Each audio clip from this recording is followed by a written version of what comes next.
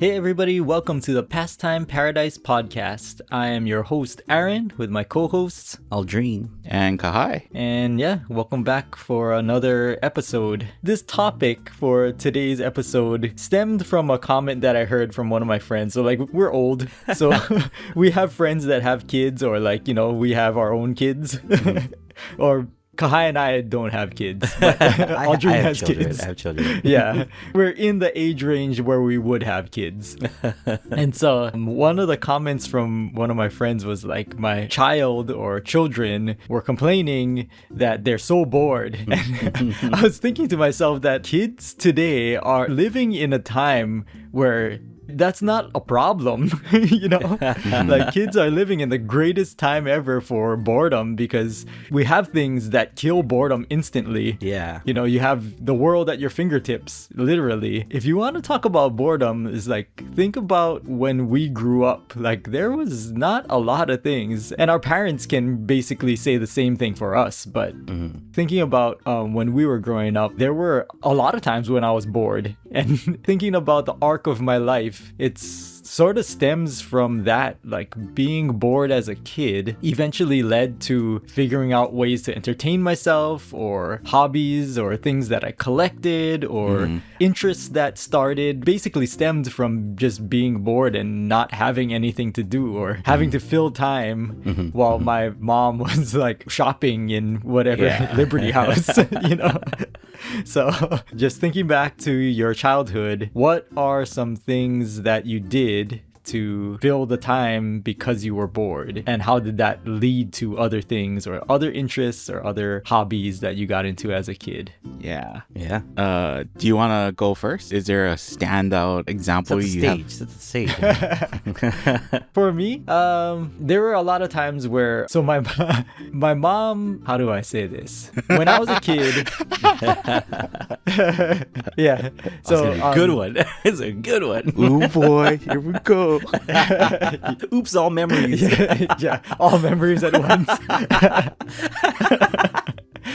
Yeah, so I'm the oldest child, and so for a good chunk of my childhood life, it was just me. And so I was with my mom. My dad was working most of the time, and so I was with my mom on weekends, on days that my dad was working, and she would be active. She would be going shopping for groceries or at the store, or she would go to an aerobics class because it was the 80s and everybody went to aerobics classes. And at that time, you could just leave your kids in the car if you wanted to, right? That wasn't child neglect or anything. And so there was a lot of times where I was just alone by myself because I didn't have any siblings, and I was just waiting for her for something. And so most of the time it was with McDonald's toys. We would go to McDonald's, I would get a Happy Meal, and then instantly that's a free toy that I would just play with. If she had to go somewhere, I would have the toy with me, and I would make up stories about it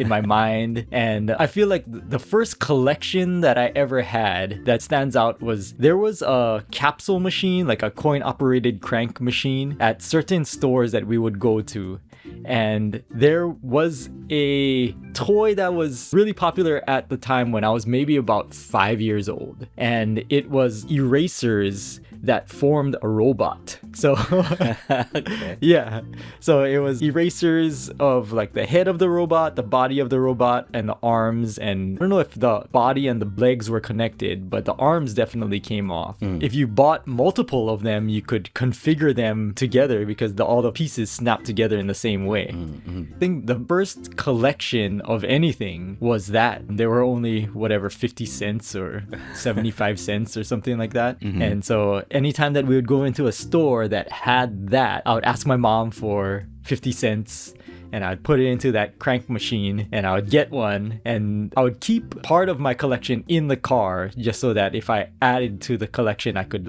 swap out parts. I had a collection of them in my room too, and it wasn't a collectible, but it was just something that I collected, and it wasn't worth anything, and nobody really knows about it. I don't think you can even find it anymore, but that's my earliest memory, collecting something and being into something just for the sake of killing boredom, because in my mind there was a whole lore behind these robot things, and I don't think it even existed because it was one of those really cheapo crank machine things that only had the picture of the robot that looked way better than the robot itself. You just took a chance on it? Because, I mean, it's not like any of your other friends had, right? Yeah. You just took a chance? But they were cool though. Yeah. You know? In the picture. To me, that was like the best toy that you could get, and I was pretty easily amused, as a kid. I didn't ask for name brand anything. This was not connected to like the Transformers universe or GoBots. I was gonna say, GoBots are already like the Kmart of Transformers. Yeah. And then you got like the eraser version Yeah, of like what a GoBot is. Yeah. Yeah, this was like the teacher giveaway version of Like the dollar store.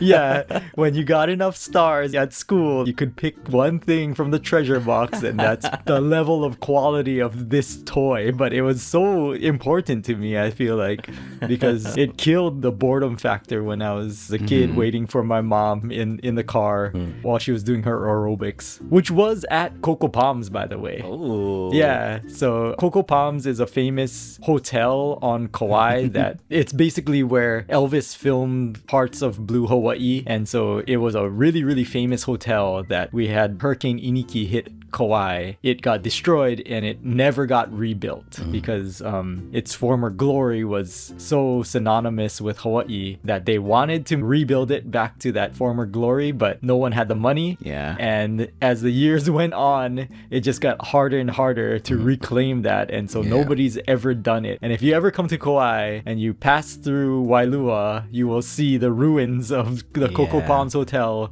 that's still there today, and nobody has done anything about it. So I heard it's also like a geographic nightmare where it's at like located. It's so close to the water that like if you were to build something, chances of that Clearance. getting flooded or Yeah. getting currents going in is pretty high. So you kind of have to sink a lot of money. Like we're talking billions of dollars. yeah. Billions of dollars, and then another hurricane comes, and then it's like, well, I guess Gone. there it goes. Yeah. I was gonna say, we have older friends, and I know we've talked about Coco Palms, and they're like, oh yeah, Blue Hawaii and stuff. Is it bad that when we talk about Coco Palms, my first immediate thought is Coco Palms in South Park? Yeah.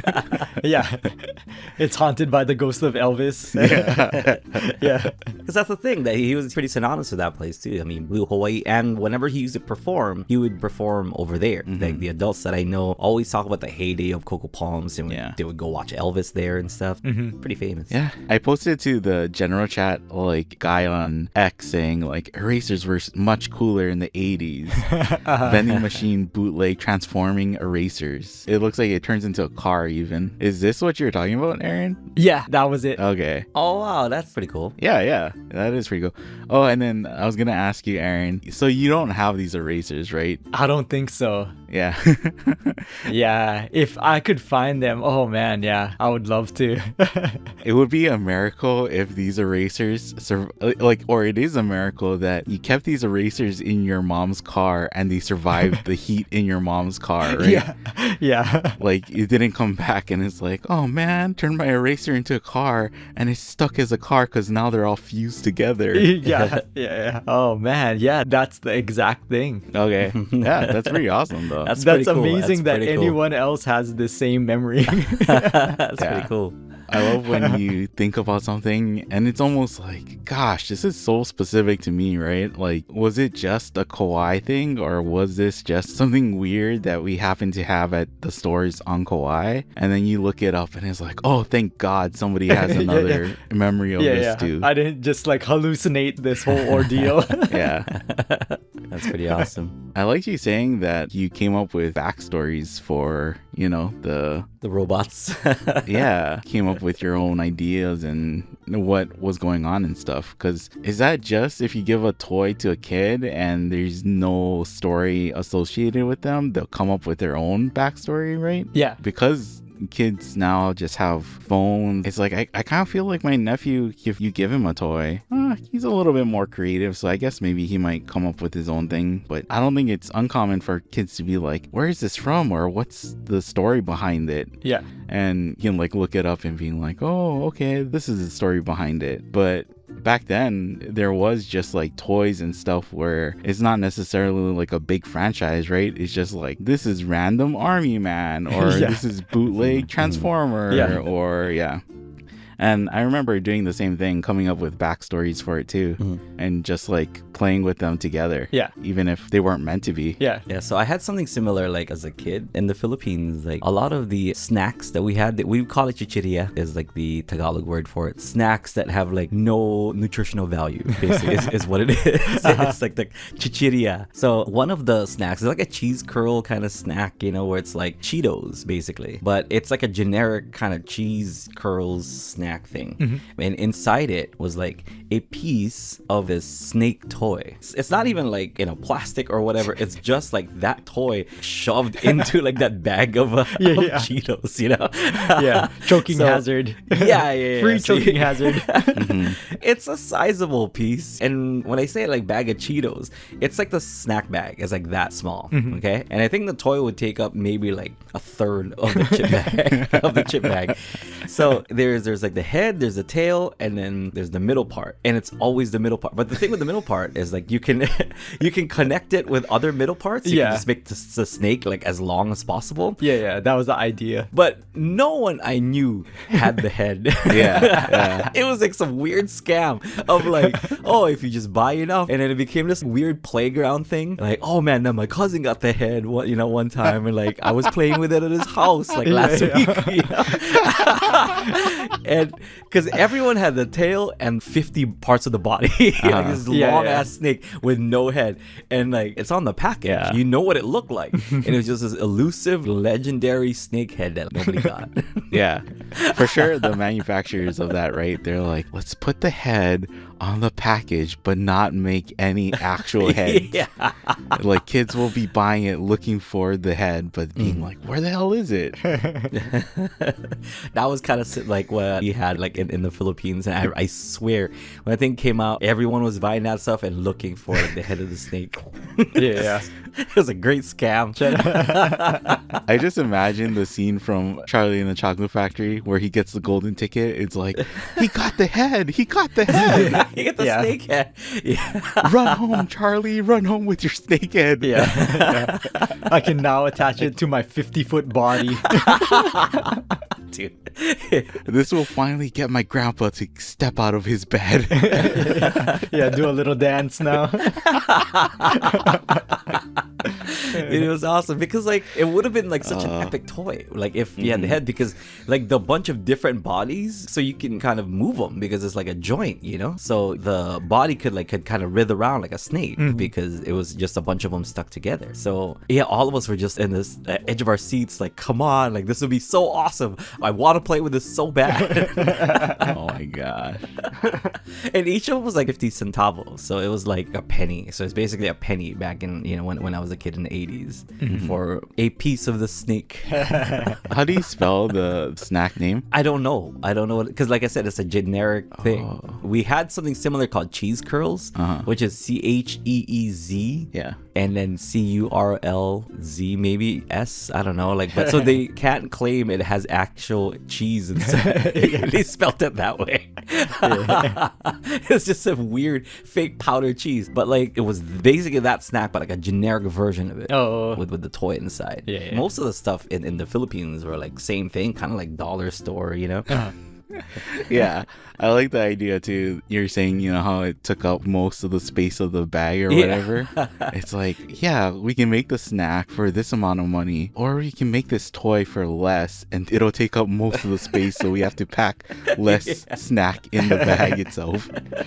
And get this, why don't we just not make the toy at all?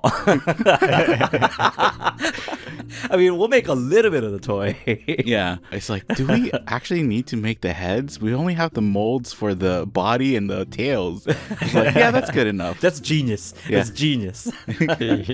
No, so I don't know, like maybe there was, but like no one I knew had it. So And I think we just experimented and like tacked on like whatever doll head we could have. Like, it was basically like that scene from Toy Story 1. Yeah. You know? Like, oh my gosh. That guy. It was basically that. Whatever we could put as the head of that thing. Because we wanted to play with it. It's just sitting there with like headless. So we had other toys that we could put on, whatever weird action figure head or doll head thing that we had. Usually it's like an action figure of like some kind of monster from Scheider or Voltron or something, Yeah. some kind of monster head. So it's like, oh look, it's like this monster snake thing. Yeah. I remember seeing Toy Story. Is it bad that I saw that kid combining different toys and stuff? Yeah. I was like, that actually looks badass. That looks really fun. Like, I want to do that. That baby with like the metal legs. I'm like, oh snap, what? Yeah. It's like, get Woody out of here. I want that toy. That toy looks awesome.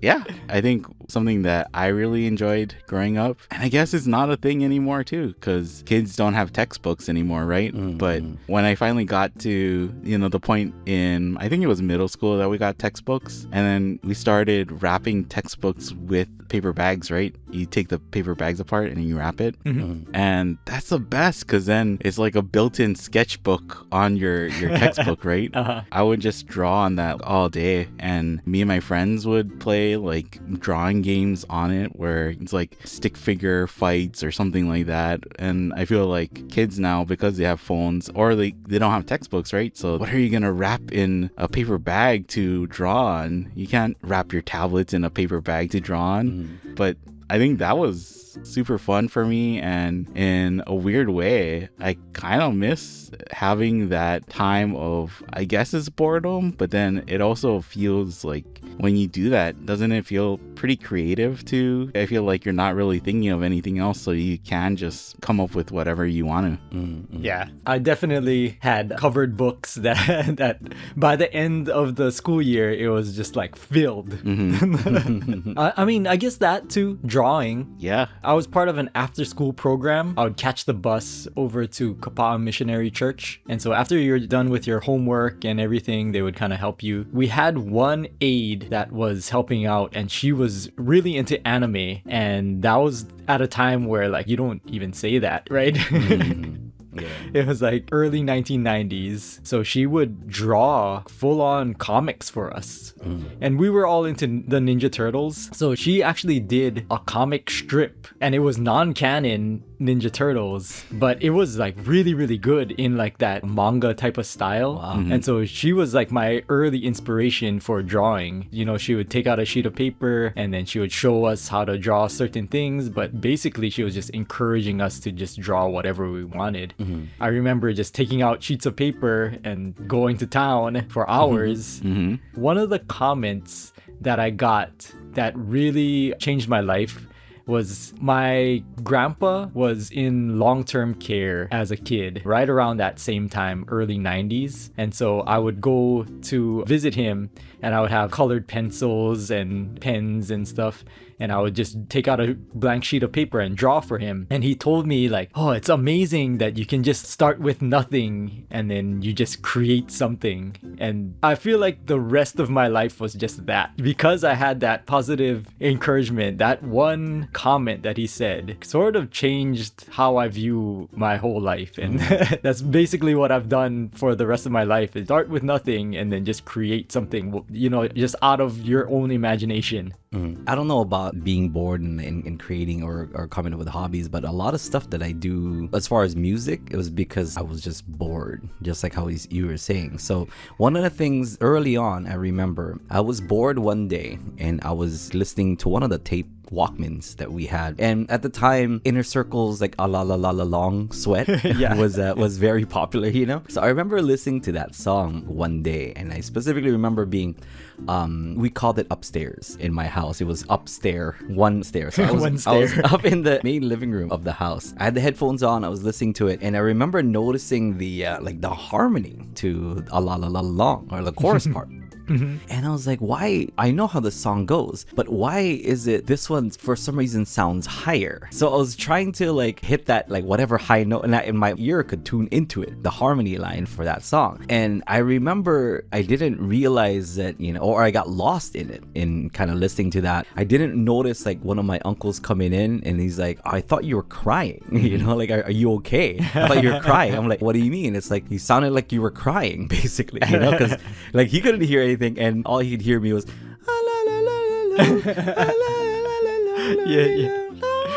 you know, like that's whatever that harmony is, right? Yeah, and I guess I just like kept like rewinding and playing and rewinding and playing and rewinding and playing, that he came out like sounding all worried that it was, you know, crying or it was okay. But I remember doing that a lot, and that's how I taught myself how to do harmony. And that's so when like you, Aaron, when you're like, what is the harmony to that? Or like, how do you find the harmony? I'm like, I don't know. You just kind of know. You just do. I mean, I know how to find it like musically, as in like if you're playing an instrument, you know, but like when you sing it, you just kind of hit it. You hear it in your head and you sing wherever that harmony is because it just sounds good next to the actual melody line, right? But that for me, it was born out of boredom. And I remember that moment specifically. And then when I was telling my dad this, and then he explained to me harmony, and then we listened to the Everly Brothers, and that song Let It Be Me was the first song that I sang harmony with somebody. So he taught me the harmony to Let It Be Me. But I remember discovering it when I was bored one day, and I remember it was like a la la la la long and a bunch of like other Filipino classics that we had tapes of, and I was listening to. I remember just grabbing whatever tape I could find, and I'm like, do they do this to all songs? You know, like what's going on? And I remember, that was born out of boredom, me learning how to do harmony,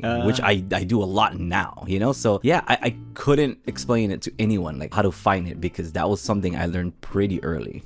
Yeah. It sounds like you really needed that tape cassette to be able to do that, because if you're trying to do that with a CD, you can't rewind, right? Or you can't rewind like just a little bit. It's true. You got to go back a full track. So it's not conducive to that kind of activity. I didn't grow up too much with a cassette player, but the ones that I think I did have, I remember just doing that as a kid, like rewinding, playing, fast forwarding, you know, like just pressing the buttons were fun. So I can totally see how kids in that time period, you learn to do that. And then that becomes a game in and of itself, right? Is just like, I'm going to listen to this over and over. Yeah. And I mean, I was like tone deaf as a kid. When I sang, it didn't sound anything near the note that I heard. So that's probably why my uncle thought I was crying, you know? Because it's like, I was this tone deaf kid, but that heard harmony for the first time and trying to sing it. I couldn't even sing lead. You know? Like here I was trying to attempt harmony, you know? Find the harmony. Yeah. I mean, I was still tone deaf, but like my parents, they definitely made fun of me for being tone deaf, but not like they didn't try to guide me to the right way, because my dad and my uncle still kind of guided me through karaoke and whatever, you know, but through lots of ridicule. So I could have went without that, you know. But yeah, I think that led to like other hobbies as well, because like I figured out how to record stuff into my VCR, because you could copy one tape into another. So I would make mixtapes, and I think from making mixtapes, I would make mix VHS tapes both ways. One from like recording directly from the TV itself, or getting 2 VHSs and recording one to another. I had a bunch of wrestling tapes that I would kind of mix up. I would only take the matches that I like from one tape or another tape, and I would borrow my friends, and I would like make a compilation of wrestling matches that I wanted to watch, because they would have full tapes, or I would go to their house and I would tell them like, oh, you can record this, and they would have like the pay-per-view, you know. I was like, do you guys have a VHS? And it's like, yeah. I was like, you guys ordered pay-per-view? Okay, cool, I'm gonna record it if that's cool, you know. They're like, you can tape it if you make copies for everybody else. I was like, oh, right on, I'll totally do that. So I made copies for everybody, and yeah, so I just had stacks of like wrestling from the 90s, and I would make mixed VHS tapes. And then eventually, you know, like doing Ukulele Underground or doing YouTube, it was the same kind of editing. It wasn't anything too fancy. It was exactly like that VHS one, where I would just like clip from clip from clip. I didn't know how to edit, you know. I just cut one clip and put it next to another. And this was in real time too, right? Yeah. You had to wait for the whole thing to play. Yeah. As you're recording using it. Yeah, those two things I feel like was born out of boredom, but it's the same kind of boredom and it's the same kind of thing. But that was my twofer. Yeah. When you're talking about the VHS, I have it brought up a memory where my mom works at the elementary school. So when I finished school, I would just go to her office and then wait for her to finish work. And sometimes, she'd be like, okay, Kai, I gotta go to a meeting for like half an hour. So can you just wait in my office while I go to the meeting? And my mom had her school computer there. It was open. So I just started opening up the settings tab and just deep diving into the settings. By the time she came back, it's like, thank God my mom is so encouraging and she's not like, what the fuck did you do to my computer? Because I remember fucking up that computer so much where I changed the background, I changed the screensaver, and then I don't know if you guys remember this or like know about this. I went into her mouse settings, I changed her mouse icon, and then I changed the polling rate. Yeah. So when you dragged it across the screen, It's fast. no, I think I made it slow. And then it would drag and show multiple cursor icons when you dragged it across the screen. So I made it have like a tail. I'm saying like, thank God my mom was so encouraging because she's like, how did she do all this? Wow, this is so cool. And I think she kept it on her computer until like I left elementary school, It's like she didn't change it. But I think that's where with computers, it's like I'm not afraid to like when there's something happening, I just go like, yeah, I don't know, you just dig into the settings, right? Or you just go into it. Not necessarily something to be like, I don't know, I don't want to mess with it, I don't want to touch it. I didn't necessarily have permission from my mom, but because of that experience, I was kind of just being like, I don't know, you can just fuck around and find out, right? Like you can just change whatever, and if it works, great. But if it doesn't, it's like, okay, whatever. Yeah, at least I know where to go to change it back if I needed to, right? Yeah, because I played around with it enough. Yeah, and that was definitely, I think, before internet or anything, so it's not like you can go, I don't know how to do this, I'm gonna go look up on the web. Yeah, it's like a localized computer that I was just sitting there and I was being like, what else can I do on this computer? I can't play games, I don't want to type a document or whatever, so I'm gonna fuck around with the computer itself and change the background, change the icons, change all this stuff. Yeah, I think that's sort of part of that too, right? It's the reason why our generation came up with the escape room. Boredom. That's too true, Aaron. It's like, what do? I don't know. Just try and touch things. Just touch everything. Maybe this. I mean, I guess in that extension, like that's how D&D was made out of boredom, right? Okay, cool. You're a cleric, you're a warrior, and you're a paladin. So what do we do? I don't know. Roll. Like just roll the dice. Yeah, and it tells anything. us. Anything. Yeah. I was gonna say about the escape room. That's funny that you brought it up because one of my friends worked for an escape room and he helped make escape rooms. So he asked me to come to one that he was working on. It was me, him, and I think a couple other people, but then the owners of the escape room were outside watching from the cameras, right? And they're like, okay, just try and figure it out, guys. We're gonna see how the puzzles work. And as we're going through it, I think there's a tube that you had to slide balls down to get something out of. And then I was like, why don't we just stick this long pole into the tube and then shove the thing out? They had to turn on the speaker and they're being like, please don't do that. Please don't do that. I think even that, I don't know if it's a good thing or a bad thing, but my first thought isn't that. It's like, oh, I don't want to break anything. It's like, yeah, of course, if there's something in there, you get like a broom handle and you shove it in and you just poke it until it comes out, right? Try whatever you have at your disposal. Yeah. Me and my sister, we talk about stuff that we did, and my mom was like, where was I when you guys did this? And we say like, oh, we were with dad and you were out shopping, and because we were with dad, he wasn't watching us, he didn't care. So we would ask my dad like, oh, can we use the saw or can we use like power tools? And he's like, yeah, okay, just be careful. Not really worrying about it. My dad had like, I think extra PVC pipe lying around. And then we made rubber band guns where we cut a notch out of one end of the PVC pipe and you just hot glue or you tape a clothespin to the other end of the pipe, and you can stretch a rubber band and then put it on the clothespin. And when you open it, it shoots out, right? Yeah. If you stretch the rubber band hard enough, they're pretty strong. And we were doing this, I don't know, for probably a few years years making our own rubber band guns, you know, and then shooting each other or shooting stuff. Until one day I was inside our house playing video games, and then my sister came in and she's like, "Guy, look at this long rubber band gun that I made." And it was like a whole length of a PVC pipe, right? It must have been at least like 3 feet or something. And the rubber band was stretched to that far. And she had a rubber band on it. And she's like, "Guy, look at this rubber band gun I made." And I turned to look at her. The rubber band came off of the clothespin and it shot me right in the throat. Oh. So like I started crying, and then that's when that was the end of the rubber band guns for us, because my dad came in to me crying. He was mad. He took PVC pipe and he just sawed it in half. He was like, "You guys can't do this anymore."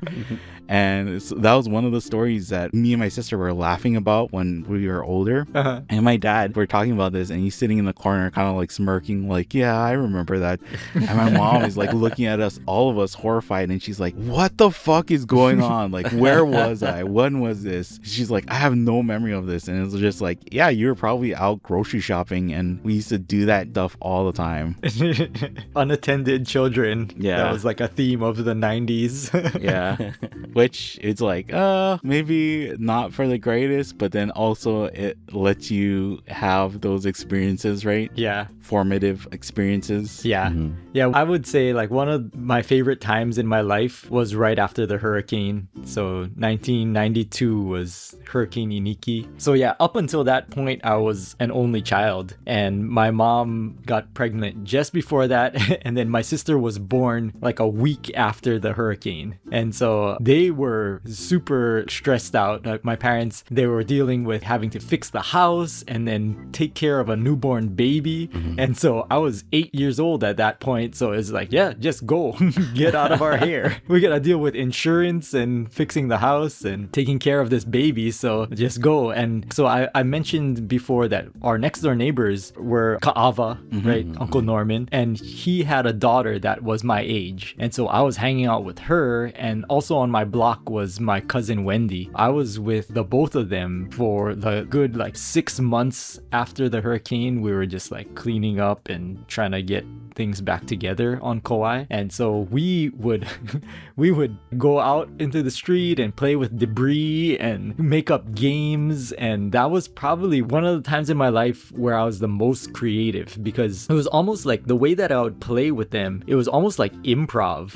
We would just go out, we would see things, and then somebody would say something to add to the story, like, "Oh man," you know, and then like the other people would react to that, and we would just go off into a different direction. And there were certain lots on our block that were vacant, and so we just kind of claimed them. I don't think like you can do that anymore. But yeah, we would just make bike ramps and jumps, and we would go and play in the vacant lot and come up with stories. And a lot of our games were not really like structured games. It was just like free form improv basically. And then we would practice all day, me and Fatia. So Fatia is Uncle Norman's daughter. That was my age. You can actually look her up too. She's an Instagram influencer. I think her handle is Fatia, FETIA.Fatia.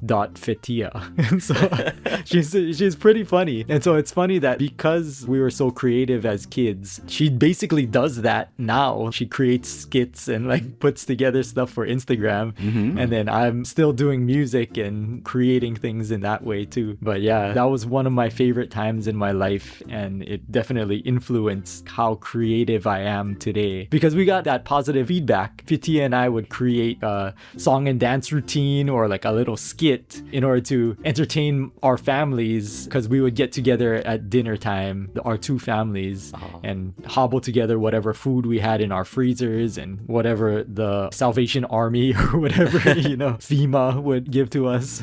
Yeah, surprising she hasn't hit you up for like some kind of weird collaboration, you know, like for a skit or something. You know what I mean? We should hit her up, you know, to do something, because yeah, she's I gotta look her up. more popular than us actually. No, as in like, you know, just like for old time's sake, like, oh, hey Aaron, like I was working on this skit and I thought of you, blah blah blah blah, you know. No. Like we should do that. Remember when we used to do this back in the day? Yeah. Yeah. Yeah. Pretty fun time, and that all stemmed from boredom, right? You know, like they have LARPs now, like live action role play, right? It's like where people actually they use foam swords to fight and stuff like that. As a kid, doing that my whole childhood, and then growing up as an adult and being like, you mean there's like a place where people are actually accepted for doing that? What the hell? It's like, God damn it. I mean, I feel like all adult things are just kid things in disguise, right? Yeah. Right? Like, you need to have some kind of structure to legitimize it and make it socially acceptable for adults to do. But really, like, CrossFit is just, I want to play with my friends. right? I want to throw balls at the wall and, like, play with my friends. You guys want to hit this tower with me? We should just lift this thing just to see. Let's see how much we can lift. Pickleball, right? It's like, let's come up with an alternative to tennis. And then it gets super serious where you make leagues. But if you think about it, at first it's just like, I don't know. We have this thing that's not really a tennis ball, but let's just whack it across the tennis net anyways. Yeah.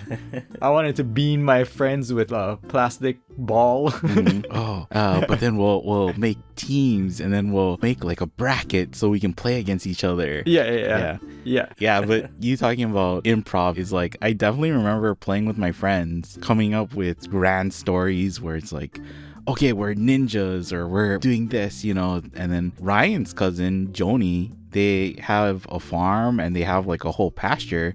So we would just go play in the pasture, you know, run around making up stories. But I think comparing it to improv is really good, because I think that's the first place I learned yes and that it's more fun to do yes and if a person goes like, no, I don't want to play that, I want to do this, very quickly it's like, I don't think I want to play with that person anymore. It's like, let's not include them, you know, or it's like, that person's not very cool. I don't think of it as like, oh, this is a skill set I'm gonna use as an adult, but just the fact that you can be so creative without worrying about anything, I think it is pretty formative and pretty useful. Yeah. You guys have any other things to chime in on? No, for me, like, that was the main thing. I think honestly, I wasn't that bored like as a kid. At least I didn't think so. Like, I think to my parents I was bored, but like I wasn't bored. I don't think I've ever went up to my parents and like, oh, I'm so bored, you know? Like, yeah. Well, I mean, that's sort of the thing, right? Is that we didn't really think about it as boredom, but it kind of was. Yeah. Right? I mean, definitely, you know, like, we're just like, okay, well, what do I do now? It's more just a what do I do now, rather than like, oh, I'm so bored, there's nothing to do. It's like, okay, well, what do I do right now, you know? Yeah. I remember hearing that from my kid, and I remember being appalled that they would say that, you know, because they're like, oh, I'm so bored. And I remember being like almost upset that she said that, you know. I'm like, are you kidding me right now? Yeah, like, there's so much stuff to do. And I think she just said that because she got her Switch taken away or something, you know what I mean? So, like, she couldn't do the one thing she wanted to do, but it's not like she didn't have like 1,000 other things she could do. I think that's why she was saying that she was bored. I'm like, are you freaking kidding me right now? Like Aaron said, you live in a freaking golden age of doing things. You have like 1 million toys that I bought you. Like, are you kidding me? Like, if I had these toys, I would be so stoked. You'd never catch me say that, you know? Yeah. You know, when I think boredom kind of died, one of my theories is when the backlight came out for the Game Boy. Because with the backlight, you could play in the dark, but without that, you had to either use that stupid light that hung off of the Game Boy to light up your screen or something else, right? But then once it was like, okay, lights out, it's just like, I guess I'm turning off my Game Boy and I'm not doing anything. I remember going to piano practice with my mom and my sister. You know, I bring my Game Boy or bring something, but then once the batteries die in that thing, it's not like, oh, I have a spare set of double A's. It's just like, fuck, I have nothing to do right now.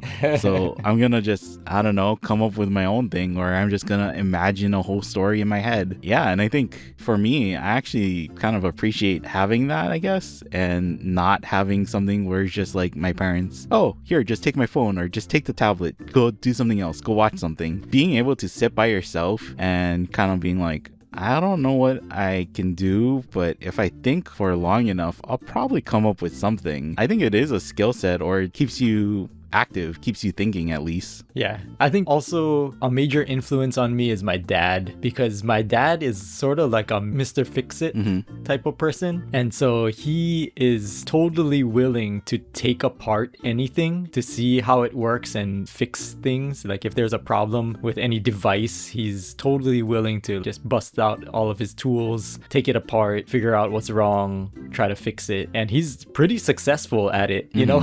I am less so successful, but I think I got that from him, where it's like a fearlessness of taking something apart and then trying to see. So like in one of the previous podcasts, we talked about fads from childhood, and we brought up the jitter ring, and I mentioned how my dad welded together a jitter ring from one of his friends' kids. And so I mentioned that to him, and he didn't even remember it. One of the 1,000 things he did Yeah, that week. that he fixed in his entire life. He was like, oh yeah, I didn't even remember that. But it's because he also, this past week, I had him weld something else and I wanted to watch him weld it. And I mentioned that to him. It's like, oh, remember when you welded that jitter ring for me? And he was like, nope. It was just because like for him, it's just a constant thing. He's always fixing something and he's totally willing to just try. I think I get that from him. Yeah, I think my dad is pretty handy too, but then it's almost like he's a big kid who would play with us kids too, because we had a go-kart growing up, and I didn't realize this until later, but my dad said we got the go-kart from like the farming fair or something. And when we got it, he drove it around and he said it was too slow, so I ordered a bigger engine and I slapped a bigger engine on it to make it go faster. And I've always known that go-kart as being like pretty damn fast. Like I think it goes like 20-30 miles an hour. Oh my god, this is so bad. I don't know if I should admit this. So as kids, we couldn't even reach the pedals. Like our legs weren't long enough to reach the pedals. And instead of saying like, yeah, my kids should not drive this go-kart by themselves, my dad bolted on 4x4s onto the pedal so we could reach it, and just making the pedals longer. But stuff like that, where my dad, it wasn't like, oh, I'm hoping that by doing this my kids will get into it. It's just my dad's like, I want a faster go-kart, I'm gonna get a faster engine.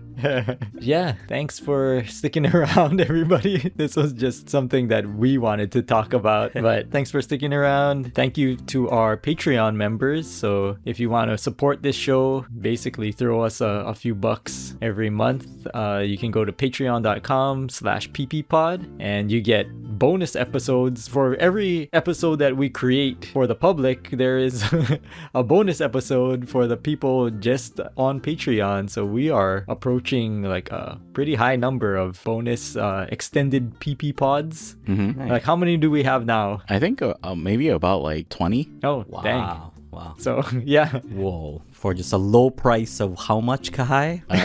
Yeah, just $5 a month. Yo, you could just binge all that, right? You'd be like, honey, feed the kids for a week. I'm going to be busy. I don't know if anybody actually wants to listen to all of that stuff. Oh, but in my ideal world, Aaron, everyone wants to listen to that stuff. Yeah. But it does help us to continue doing this. Yeah, you know, that's true. it's basically a passion project for us. So if you want to support, definitely sign up, or I don't know. Is there a place where they can just donate? We should have that. They're like, you guys seem super desperate. Yeah. I just wanted to give you money in general. Yeah. These hungry boys, they probably need to eat at some point. Someone please would like, oh, I have a 3D printer. I can print out the head of that snake for you, Aldrich. I'll help you out. You seem pretty nostalgic about your childhood. I'm gonna recreate the exact experience, and I'll send you a body or a tail every week, but not send you the head. But not send the head. Okay. All right. These people gotta go. Okay, we gotta turn off the island. The island's taking way too much electricity at this point. Pastime Paradise is racking up them bills. All right, you guys gotta go. Go back into the boats. Go back to wherever you came from. Unless you're a strandee and you're stuck here with us. Yeah. Sign up for our Strandy tier. Yeah, if you want to join us, right, go to patreon.com/PPPod. Yeah. And you're stuck in this paradise with us. Stuck, I say, stuck. Yep. All right. Thanks, everybody. Have a great day, and we'll see you on the next one.